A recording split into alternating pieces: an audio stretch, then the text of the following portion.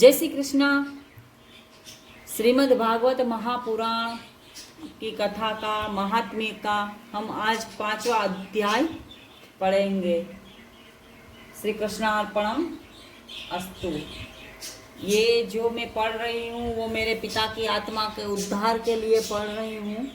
तो अगर आप मेरे से कमेंट पाना आप मेरे से प्रेयर पाना चाहते हो तो कमेंट में जय श्री कृष्णा और जिनके लिए प्रेयर पाना चाहते हो उनका नाम लिख दीजिए।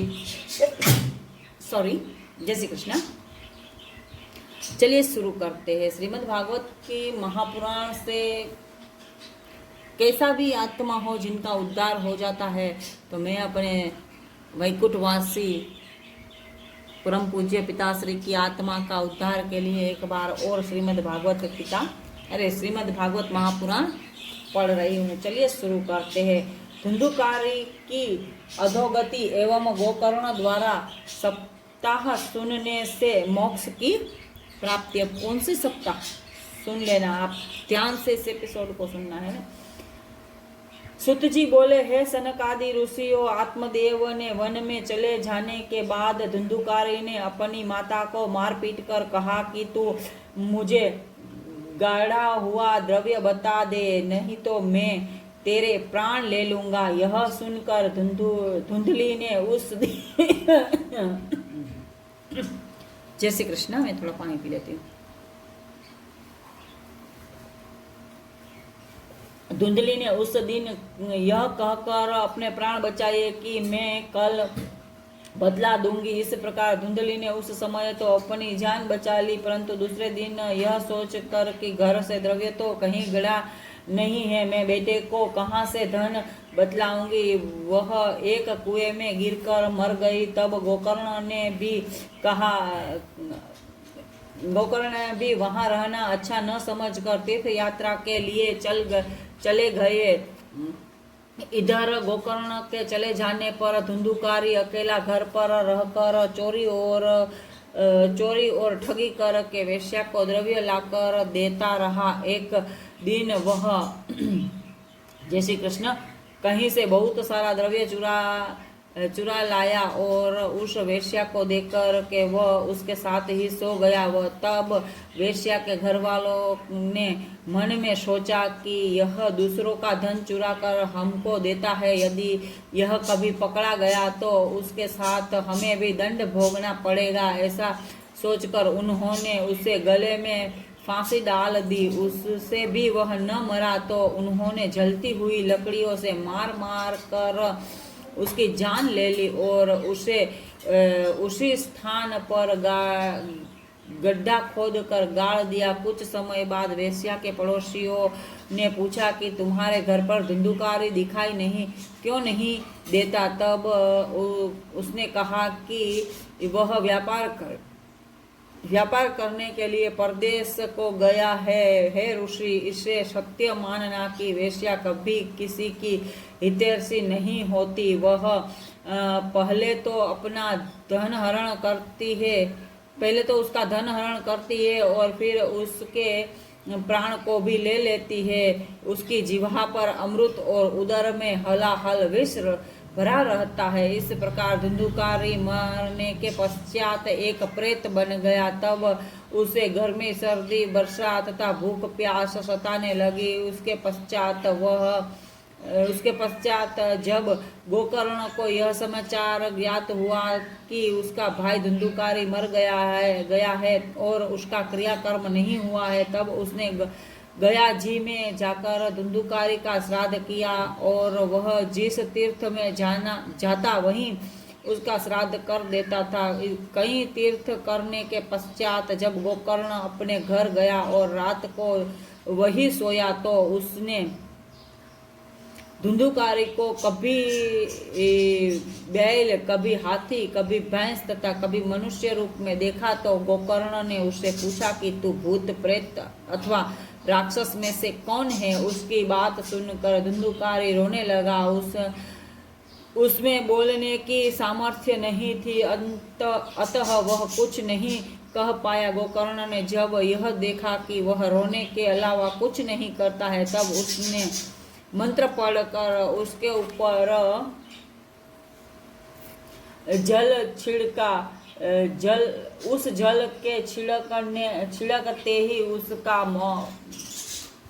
उसका बोल निकल पड़ा। तब उसने कहा, हे गोकर्ण, मैं तुम्हारा भाई धुंधुकारी हूँ। मुझे वेश्या ने फांसी लगाकर मार डाला था। इससे मुझे खाने पीने को कुछ नहीं मिलता है। मैं केवल वायु ग्रहण करके ही जीवित रहता हूँ। अतः अब तुम आ गए हो तो मेरा इस प्रेत योनि से किसी प्रकार उद्धार करो। धुंधुकारी की यह बात सुनकर गोकर्ण ने कहा, मैंने तो तेरे उद्धार के लिए गया आदि सभी तीर्थों में श्राद्ध किया था, फिर तू इस प्रेत योनि से क्यों नहीं छूटा? वह कहने लगा, चाहे तुम हजारों श्राद्ध करो, परंतु मैं घोर पापी होने के कारण सहज ही मोक्ष नहीं पा सकता। अब तुम कोई ऐसा उपाय करो जिससे मैं इस अधम योनि से छूट जाऊं। यह सुनकर गोकर्ण बोला, अच्छा तो तुम कुछ दिन और धीरज धारण कर, मैं शीघ्र ही तेरा उद्धार करूंगा। गोकर्ण की यह बात सुनकर धुंधुकारी वहां से चला गया। जब नगर के लोग गोकर्ण से भेंट करने के लिए आए तो उसने सबका यथा योग्य सम्मान किया। इसके उपरांत कुछ दिन बाद उसने विद्वान पंडितों एवं महात्मा जनों से अपने भाई धुंधुकारी के उद्धार के लिए उपाय पूछा। पंडितों ने बतलाया कि इसके उद्धार का उपाय सूर्य भगवान ही बतला सकते हैं, इसीलिए तुम सूर्य देव की आराधना करो। यह कहकर पंडित चले गए। तब गोकर्ण ने सूर्य देव का पूजन तथा चिंतन करना शुरू किया। उसकी भक्ति से प्रसन्न होकर सूर्यदेव प्रकट हुए। तब उसने हाथ जोड़कर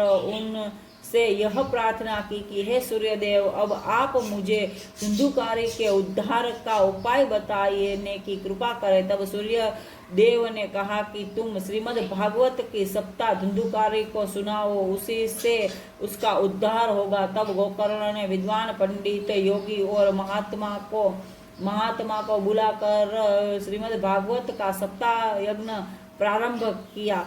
उस कथा को सुनने के लिए बहुत से नगर निवासी भी आए और धुंधुकारी भी आकर एक 7 गांठ वाले बांस के ऊपर बैठ कर उस कथा को सुनने लगा।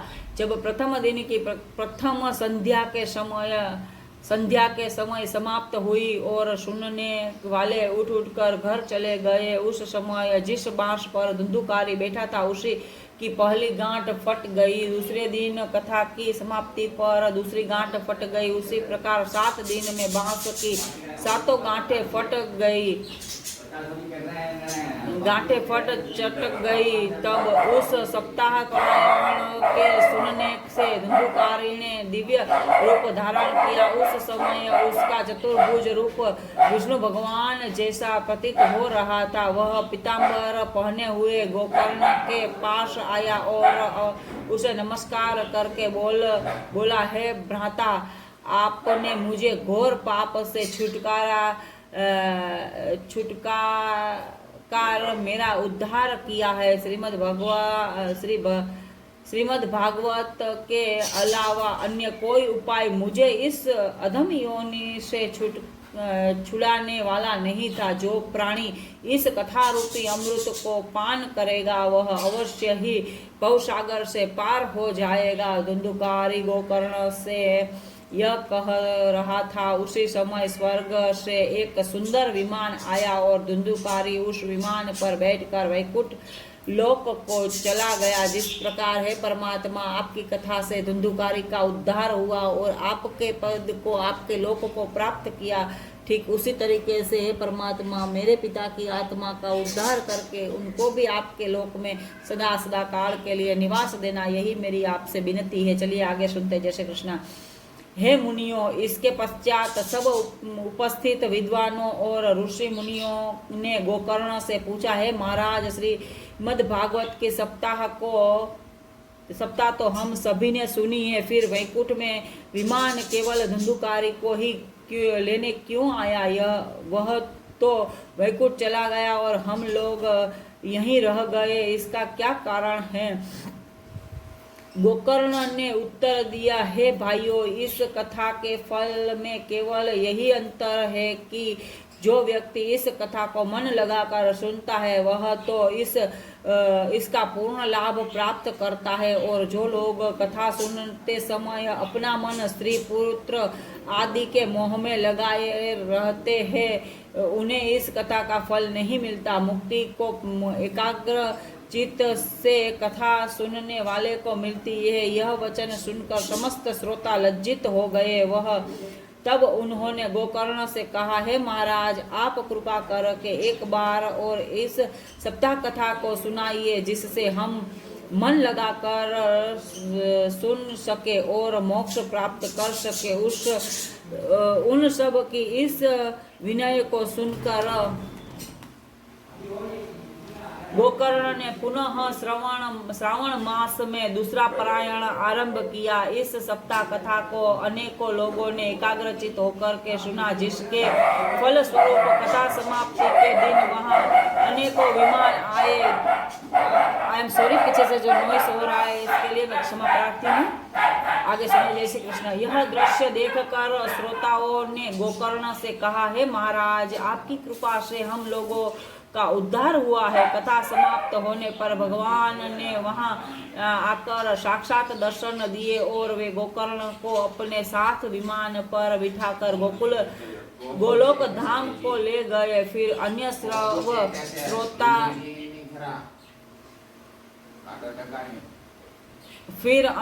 सब श्रोतागण भी विमानों पर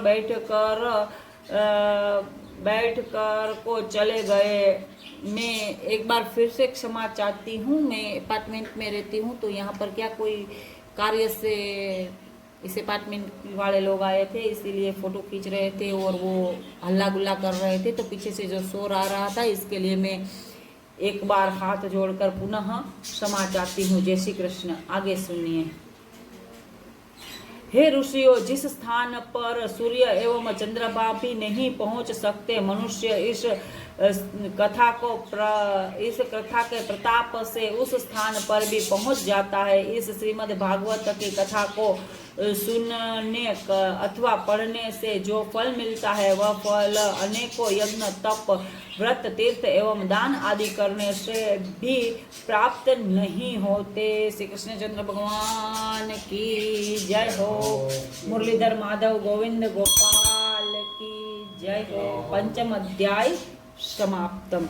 इस कथा का सारांश यही निकलता है 5वें अध्याय का, कि अगर कोई मन लगाकर किसी भी कार्य को आप अगर मन लगाकर करते हो तो उसमें सफलता मिलती है। अगर कथा को भी आप मन लगाकर सुनोगे तो अवश्य ही इसका फल मिलेगा।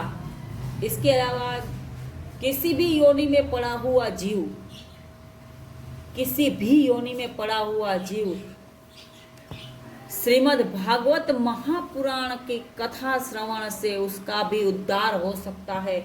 अनेकों तीर्थों में जैसे गोकर्ण ने किया और धुंधुकारी का उद्धार नहीं हुआ और मात्र 7 दिन की सप्ताह पारायण कथा सुनने से हुआ, तो जरूरी नहीं कि आप 7 दिन में इस कथा को पूरी करो। जितने ही दिन में आप सुन सको इसे सुनो, पढ़ो। और मैं आपके लिए सुविधा कर ही रखी है। कथा को मैं अक्सर टू अक्सर कह रही हूँ। मैं कोई विद्वान पंडित नहीं हूँ या फिर कोई ज्ञानी नहीं, कथाकार नहीं हूँ। मैं तो केवल मात्र अपने पिता की आत्मा के उद्धार अर्थ ये पढ़ती हूँ और अक्सर टू अक्सर आपको सुनाऊंगी। अगर आप इंटरेस्टेड हो तो इसे सुनिए और अपने लक्ष्य को प्राप्त हो जाइए। चलिए, भगवान आप सभी को हमेशा खुश और सुखी रखे, यही दुआओं के साथ। जय श्री कृष्ण।